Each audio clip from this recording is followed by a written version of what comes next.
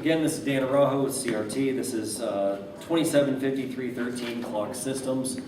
This is your network clock monitor software. We have this on a disk, and that we will have in the turnover material for you guys. You can also just go on the Sapling's website and download it.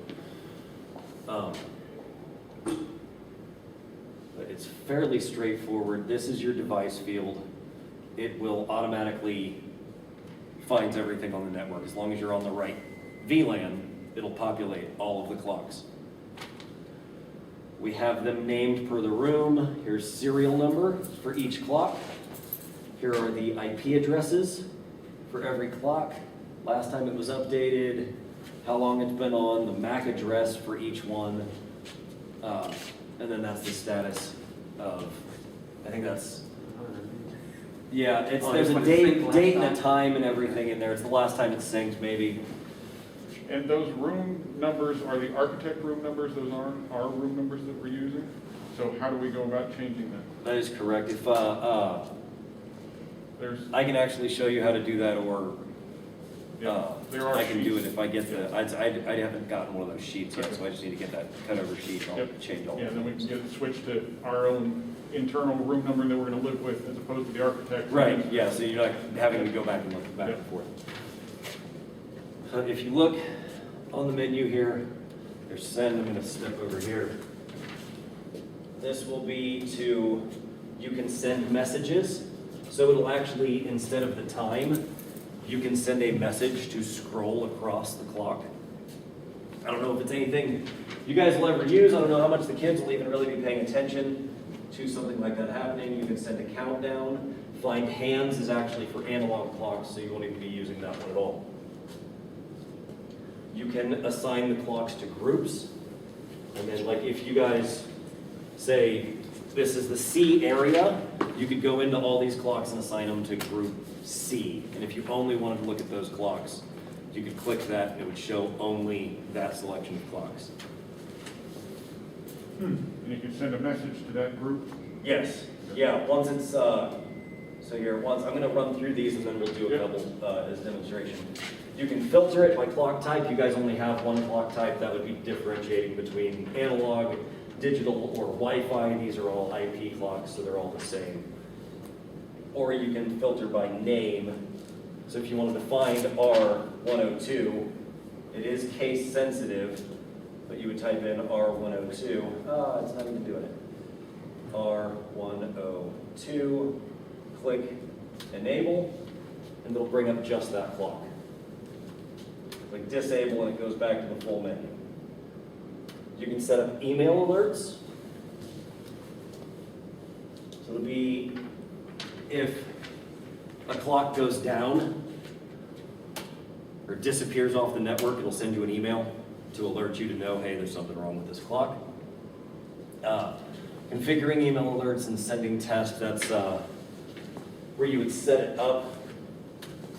So you can set up your what email you want it to come to, what you want the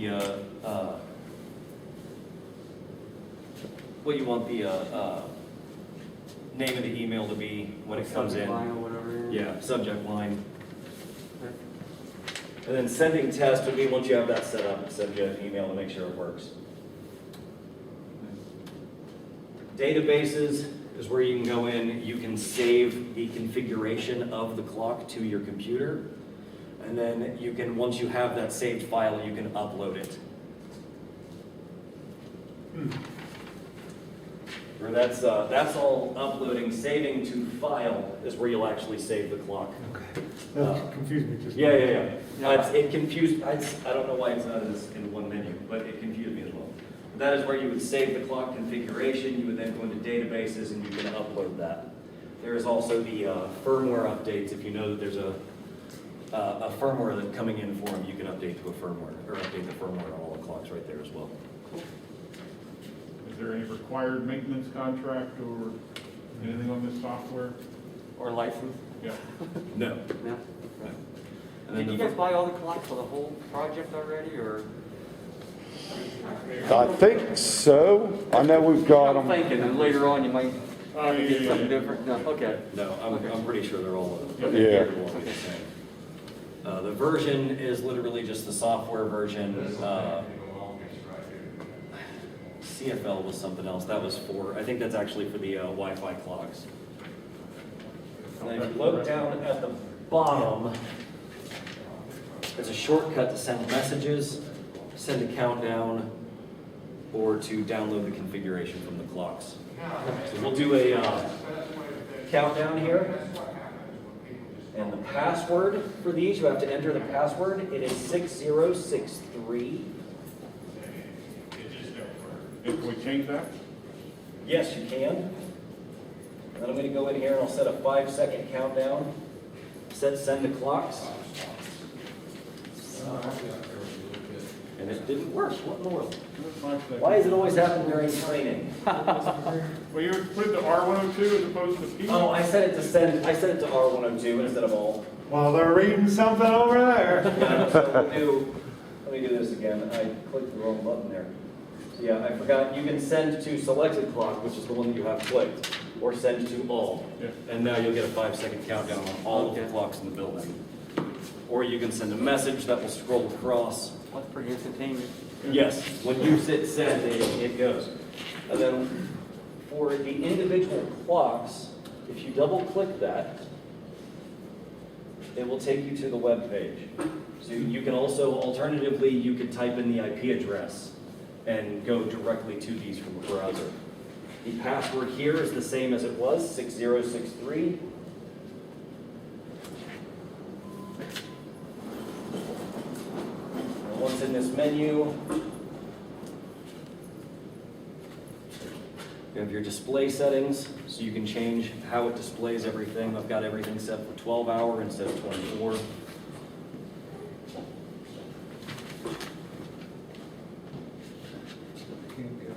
It's pretty straightforward.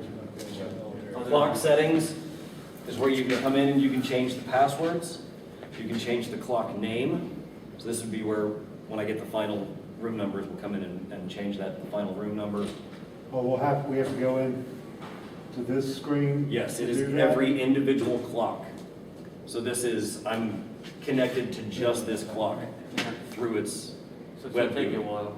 Yes, you gotta go one at a time. Network settings has all of your IP address, subnet mask. The MAC address is there again if you needed to get to that. All of the clocks right now are set to DHCP, and we are getting those IP addresses from that VLAN that they're plugged into.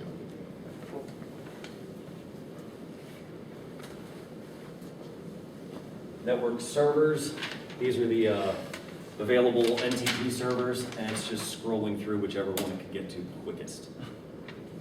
Wasn't in the US. Right. Denmark. Right? Is that Denmark? Yeah. Clock status will display everything going on with the clock right now. Time, run time, Probably something you never get into. yeah. There's your daylight savings. You can change how you want it to know when to switch daylight savings on and off. Right now it's set for day of the week and the month. These were the default settings. You can again go in and set up your email alerts directly on this website, on the web page. And then there is a log for everything that has happened. And then of course your log out button to log out of the website. Randy, how long will it take them to hack this? They won't be in this VLAN. Because that's, I'll actually show you something. Currently, I'm over the Wi-Fi. All of these are actually grayed out. It is not actively receiving from them, but it is cached because I found them before. I had to plug into the clock switch to get myself on that VLAN to get these to populate. So it'll be up to Yeah. network guys. And we to- don't have this going across any network. Yeah, you've got to either get on that network or be on a network that is routable to that VLAN Right. to even be able to pull these up. So, You also yeah. have to have the software Yeah. And the password. and the password to be able to get into them.